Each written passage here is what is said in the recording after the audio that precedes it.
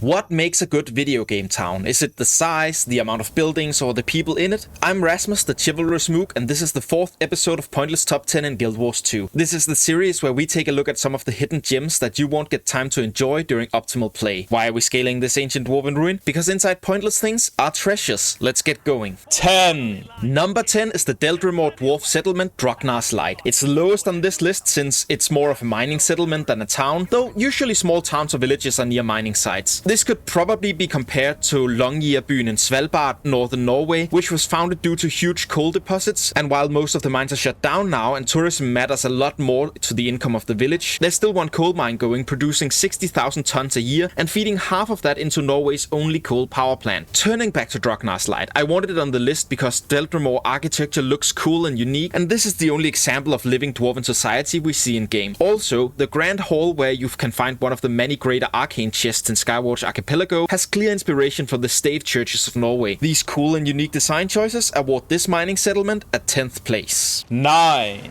Number 9 is Scalecatch Village in the Iron Marches. This lovely little char fishing hamlet endures the constant danger of marauding centaurs, Ascalonian ghosts, and lurking skelks. It seems to be doing a bunch of animal husbandry with pigs and dulyaks, as well as devourers being raised here. This one char is even holding a tentacle of some sort, probably as a snack for the devourers. The town also has its own cookery, where the meat of all these animals can be processed to feed the village and soldiers recovering nearby. Unfortunately, I had to place this town lower on the list, as it suffers from the classical MMO village disease, where no actual homes are to be seen, only production buildings. This leads me to conclude that the entire village population lives in a polyamorous relationship and sleep together in this one room filled with blankets. The last building simply contains a small library, which is probably great. Despite all the danger, this town can live a life of fishing and reading, with soldiers protecting them. It seems a hard but idyllic life and deserves its spot as number 9. 8.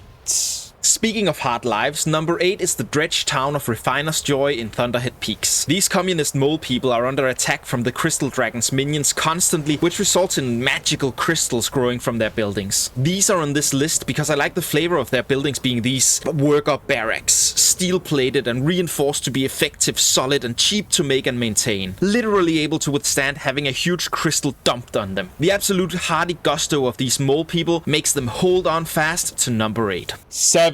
Number 7 is the Allied Encampment in the domain of Korna. While it's called an encampment, they have set up shop in a middle-sized town, and this means there are actual buildings that seem like houses, which make this a good step up from the 10th and 9th place. The ambience is oppressive ash falling from the sky, but luckily we have the many statues of the great Palawa Joko protecting us. Praise Joko! In addition to this, when you get into the many small streets, they're quite cozy with the decorations and architecture, making it feel exciting and vibrant to look at. So while it's run down in many places, the presence of Joko the Dragon Slayer, Joko the Inevitable, Joko the Eternal Monarch of all makes up for it. In his honor, I place this city at the 7th spot. 6.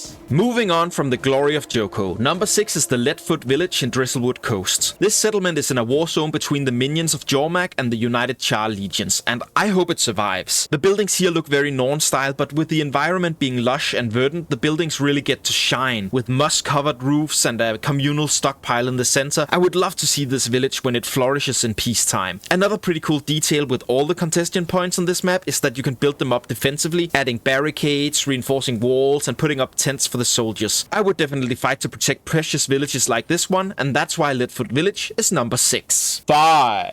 Number 5 is Haymal Gore, a Khotan town in the Fireheart Rise. The Khotan has this nice architecture that they built into glaciers, which means they have to build in places with permafrost, because if that ice ever melts, the structures beneath probably won't have a great time. But I can imagine it takes much less work to finish them up, especially as they often have open walls or backs to the icy walls. This might seem a bad idea at first, but remember that igloos, the classic Inuit ice houses, actually allows for good amount of heat to be trapped compared to the outside, which makes them nicer to live in than you might expect from something made of ice. A quick fun fact, the word igloo actually comes from the Greenlandic word ilu, which means house that is made entirely from one material, so it doesn't have to be snow. Anyways, the vertical buildings built into the glacier also seems numerous enough that it feels like there might actually live people here, unlike some of the lower spots on this list. And finally, I'd like to point out the nice use of kegs as pontons to keep this bridge floating. There's really been a bunch of attention put into the details at this settlement, and it feels like somewhere Khotan might live. That's why Haymal Gore is number 5. 4. 4. Number 4 is the Ascalon Settlement in Gandaren Fields. This settlement deserves this high spot because it really feels like a full town. It has a city wall and a large market square with pretty decorations, as well as an arena for training soldiers, and even a lighthouse and its own little graveyard. There is some great history to be found here. The arena and the lighthouse are both clearly out of place, ruined buildings that were here before the current settlement, repurposed to have a new life in the modern one. I can't help but wonder why they have chosen to keep these monuments and build around them. Were they simply practical, or were there some significance to the site? We might find some clues by looking closer at the graveyard, where you can light candles for the dead. Some of these candles summon an Ascalonian ghost that bows to you or salutes you before disappearing again. So clearly this place has ties to the Ascalon of old. However, the ghosts hit by the foe fire, the cataclysmic burning of Ascalon, should all be fighting Char, and this town is far away from the Ascalonian homelands. Perhaps the ghosts here aren't awakened by the foe fire at all, but rather by this doomsayer, speaking about how Grenth will claim all as a scare tactic for the population of the town. Again,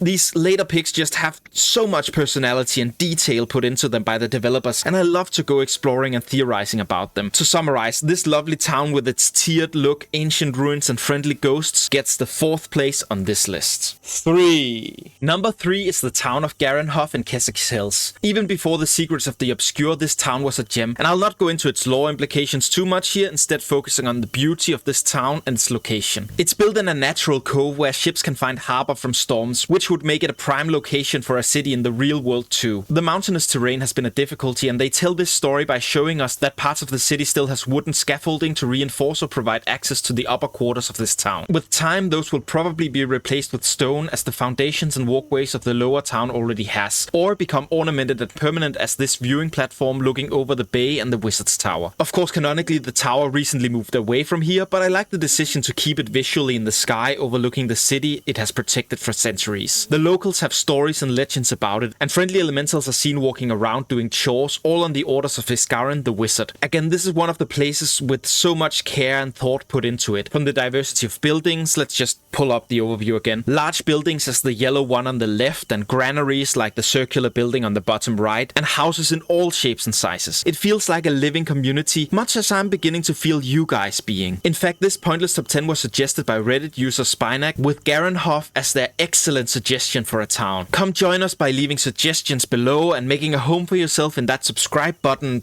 town or something. Anyways, I'd love to make this community just like the community in Garenhoff, which makes this town number 3. 2. Number 2 is another natural harbor. The fishing village in Saitung province might appear in many top 10 lists due to its natural beauty and diverse layout, though I'll probably try to limit it as it gets a little repetitive to go, and also fishing village again, this much. For now though, this place has the harbor area itself with many boats docked of different sizes, which makes it feel like a realistic harbor. It has this large cherry blossom tree in the island, which makes a standout landmark, and when you get off your ship and walk in, there's only a few steps over to the local market, which is a great location for it. Since most goods probably come to this place by boat, having a market just by the docks makes it much easier for the merchants to load off their wares. It's also a very neat market with walls and overhangs to create clear boundaries. This speaks to the orderliness we are told the Canthan bureaucracy brings. Markets aren't allowed to simply sprawl out. They have clear designations, a great detail to support the story we are being told about Cantha. And when you move further into the city, it's tiered with homes of many sizes and these neat bells that you can actually ring. It also has a government administration building with a prison and bureaucratic office, as well as the beautiful gardenscape that I spoke of in my previous video. The houses themselves, however, are often lacking roofing tiles and the lattice work is worn down. This immerses us instantly in the story of Cantha as a nation in decline. They've been isolationist for many years, cut off from trade and support with the rest of Tyria, and they've been hit hard multiple times since then. As an example, Saitan destroyed most of their largest city, and his risen can be found all over, making the small details of decay in the architecture of the first city we visit in the End of Dragons is a great touch. Simply put,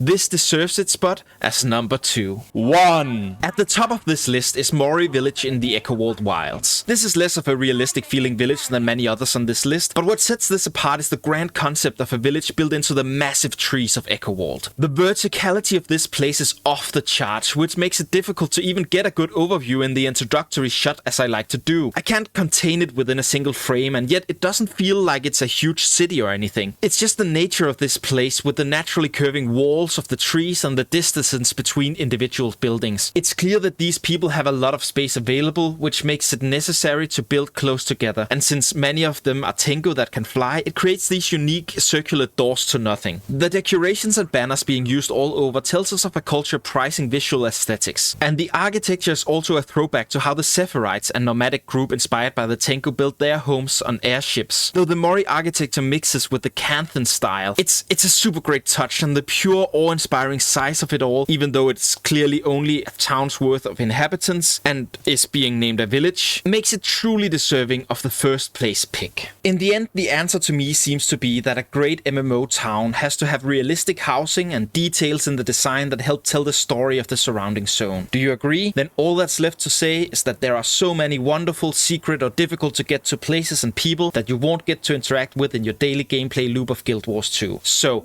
I'm always left to wonder, what details did I miss? Maybe I'll be able to answer that next time.